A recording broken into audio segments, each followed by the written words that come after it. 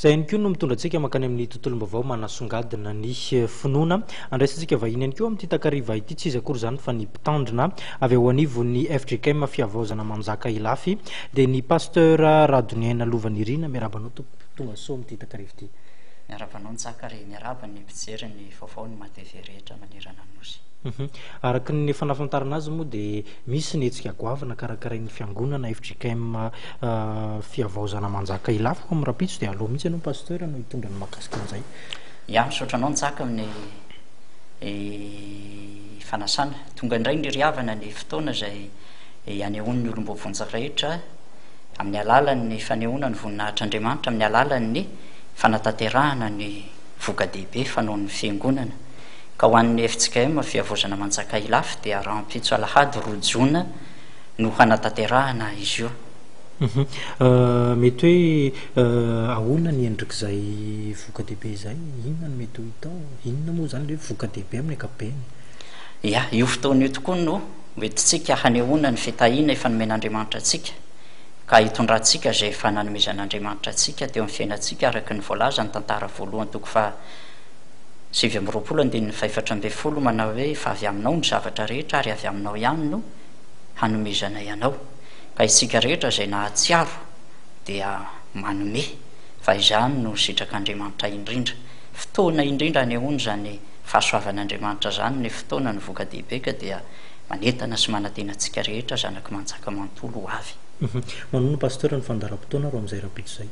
Ny fotoana moa izany amin'ny 7 sasany maraina ny fanompoam-pavahana no manomboka ary dia hafaranana amin'ny fandraisana ny fanasan'ny tompo. Alohan'io dia efa vonona miandry antsika ireo diakona maro samihafa tokony andraikitra sy mpandraraha eo anivon'ny fiangonana mandray izany vokatra omentsika amin'ny tompo izany. Inona fa dia manasa ihany koa ny zanak'ampelezana ny mpindritra eo anivon'ny fiangonana pasteur ao anatin'izay dia ety ampamarana ny resadresaka pasteur inona fa misy ihany koa ny teny ataontsika fanentanana ho an'ny mpino.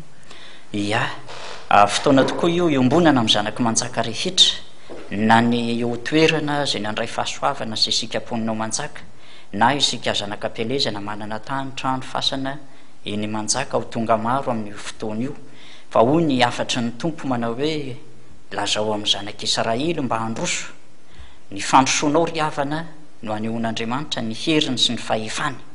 Loha hevitra banjen'ny fiangonan'i Jesosy Kristy raha teo ny amin'ny hoe mampanantena ny fahefany ny tompo ka dia ny fahatongavanao no andraisanao ny sy ahitanao izany fahefan'Andriamanitra izany.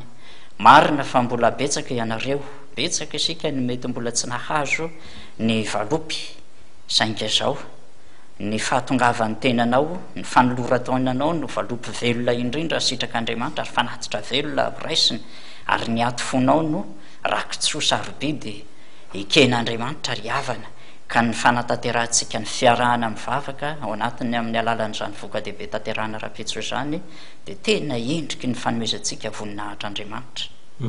Dia mirary soa pasteur amin'izay ataontsika hoe fanentanana amin'ny hetsika ihany koa tanterahan'ny FGKM fiavaozana manjaka ilafy ho amin'ny rapitso dia isaorana feny ihany koa ianao na nasaiky nanaiky nasainy ny fampalalana voata amin'ny takariva ity. Dia mankasitraka antsika rehetra eto amin'ny mateve sy ny teknisianina misaotra anao nitsaka misaotra antsika rehetra rapitso isika zanaky ny fiangonana eny manjaka ny fotoana mahiraiza riavana.